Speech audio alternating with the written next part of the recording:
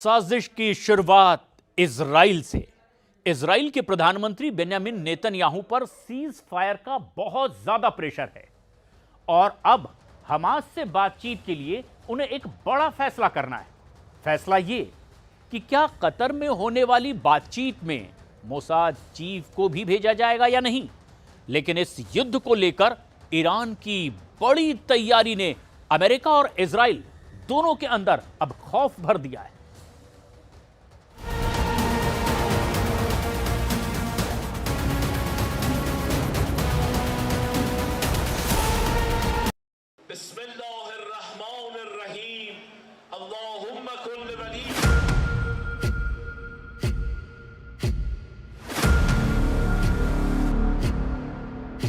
Iran की राजधानी Tehran और तेहरान की सड़कों पर इजराइल का जनाजा घसीटा जा रहा है।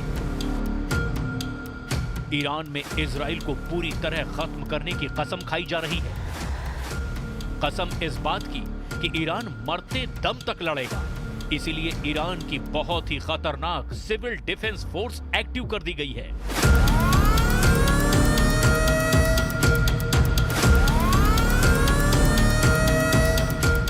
जिसका कमांडर है ईरान का सुलेमानी नंबर 2। ये ऐसा सुलेमानी है जिसे अमेरिका भी अपना बहुत बड़ा दुश्मन मानता है। ईरान के सुलेमानी नंबर 2 ने तेहरान के इस फोर्स को उतार कर बता दिया है कि खामनेई अब इजराइल और अमेरिका को दूसरा मौका नहीं देंगे। अब कौन है ईरान का सुलेमानी नंबर 2? उसकी पूरी डिटेल जानने से पहले देखिए तेहरान से अमेरिका और इजराइल को डराने वाले वीडियो कितने खतरनाक हैं। इजराइल और अमेरिका के झंडे में लिपटे ये जनाजे नेतन्याहू और डोनाल्ड ट्रंप को दिखाने के लिए तैयार किए गए हैं। खामनेई की तरफ से ये मैसेज साफ है, ईरान पर हमला हुआ तो नेतन्याहू और डोनाल्ड ट्रंप को तेल अवीव और वॉशिंगटन डीसी में ऐसे ही असली वीडियो मिलेंगे। ये ईरान की पैरामिलिट्री फोर्स बसिज है।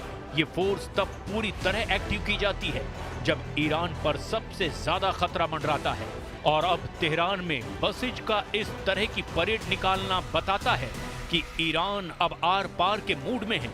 उसके सामने बस दो सबसे बड़े दुश्मन हैं। ट्रंप और नेतन्याहू के पुतले बता रहे हैं कि ईरान अब अपने दुश्मनों को क्या सजा देना चाहता है।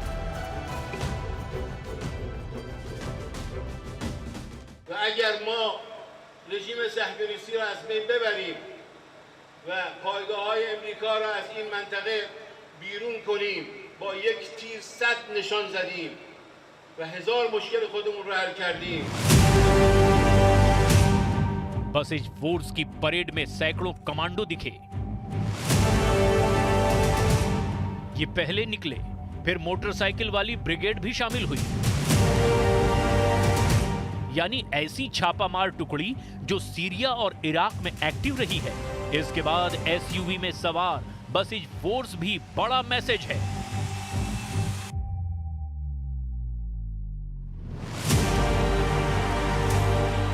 ईरान अब पूरी ताकत के साथ लड़ने के लिए तैयार है, या यूं कहें कि ईरान ने एक तरह से इजराइल के खिलाफ सबसे बड़े युद्ध का ऐलान कर दिया है। तेहरान की सड़कों पर इजराइल और अमेरिका के जनाजों को घसीटा जाना, ये तस्वीरें ईरान का माइंड गेम है। ये बात नेतन्याहू और डोनाल्ड ट्रंप दोनों जानते हैं। अमेरिका और इजराइल में ही नहीं, ये वीडियो अब कई देशों में चर्चा का मुद्दा बन चुका है। ईरान की मीडिया में तो छप ही रहा है कि कैसे इजराइल को चैलेंज किया जा रहा है। इजराइल की मीडिया में बताया गया कि हजारों लड़ाके ईरान की सड़कों पर लॉन्च किए जा चुके हैं। फ्रांस की मीडिया में देखिए, ईरान की बसिज फोर्स में महिलाओं की AK-47 के साथ तस्वीरें जारी की गई है। तो वहीं चीन की मीडिया भी बता रही है कि ईरान में बसिज फोर्स को एक्टिव कर दिया गया है। अब बसिज फोर्स कैसे खाड़ी देशों में अमेरिका के एक छत्र राज और नेतन्याहू के ग्रेटर इजराइल वाले प्रोजेक्ट के लिए खतरा है, इसे समझने के लिए खामनेई की इस इमरजेंसी फोर्स को बहुत गहराई से समझने की जरूरत है। क्योंकि खामनेई बसिज फोर्स को तभी एक्टिव करते हैं जब ईरान पर खतरा बहुत ज्यादा होता है और ईरान के दुश्मन उस पर हावी होने लगते हैं। सीरिया में बशर अल असद का तख्ता पलट और जुलानी का राजधानी दमिश्क पर कब्जा ईरान की बहुत बड़ी हार मानी जा रही है। और अब लेबनान से लेकर तेहरान तक ये महसूस किया जा रहा है कि इजराइल ने ईरान को हराने के लिए सबसे बड़े युद्ध की शुरुआत कर दी है। और यही वजह है कि तेहरान की सड़कों पर अब बसिज फोर्स ने नेतन्याहू और ट्रंप को डराने वाली परेड निकाली है। پیام این حضور این است که آمده ایم و اعلام آمادگی کنیم که همه منطقه را می‌خواهیم از شر وجود نحس امریکای جنایتکار و رژیم صهیونیستی ईरान की आबादी करीब 9 करोड़ है और इनमें से 2.5 करोड़ लोग बसिज फोर्स के सदस्य हैं। इनमें महिलाएं भी बड़ी तादाद में शामिल हैं। बसिज में 60,000 सैनिकों को 24 घंटे के नोटिस पर तैनात करने के लिए तैयार किया जा सकता है। बसिज फोर्स का कमांडर ही अमेरिका और इजराइल की दहशत डबल कर सकता है, जिसे कहा जा रहा है कि ईरान का सुलेमानी नंबर 2 है, क्योंकि इसका नाम ब्रिगेडियर जनरल गुलाम रेजा सुलेमानी है।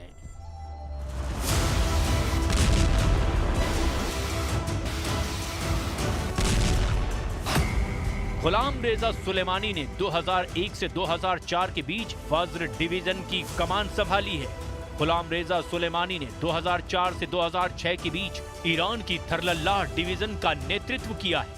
इसके बाद 2006 से 2008 तक इमाम हुसैन डिवीजन की कमान भी गुलाम रेजा सुलेमानी के पास रही। इसके बाद अगले 11 सालों तक यानी 2008 से 2019 तक खामनेई ने ब्रिगेडियर जनरल गुलाम रेजा सुलेमानी को साहिब अज जमान कोर का नेतृत्व सौंप दिया। 2019 के बाद से सुलेमानी नंबर 2 के पास बसिज फोर्स की कमान है और ये फोर्स खामनेई की बहुत खतरनाक सेना मानी जाती है।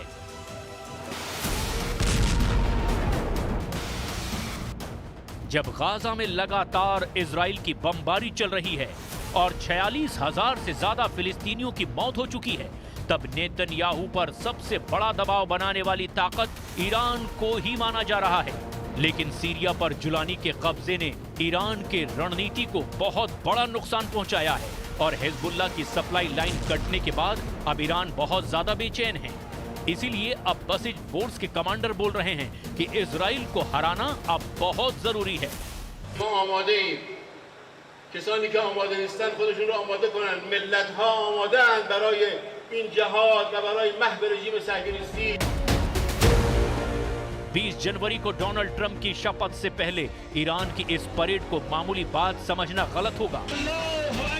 ईरान अगर 2.5 करोड़ लोगों को फौज में मोबिलाइज करे, यानी उन्हें युद्ध के लिए तैयार करने का मैसेज दे, तो समझ लीजिए कि गाजा और लेबनान के साथ यूक्रेन का युद्ध भी छोटा और मामूली नजर आएगा। क्योंकि अगर ईरान इस ताकत के साथ लड़ा तो इजराइल और अमेरिका के अड्डों को बचाना बहुत मुश्किल हो जाएगा।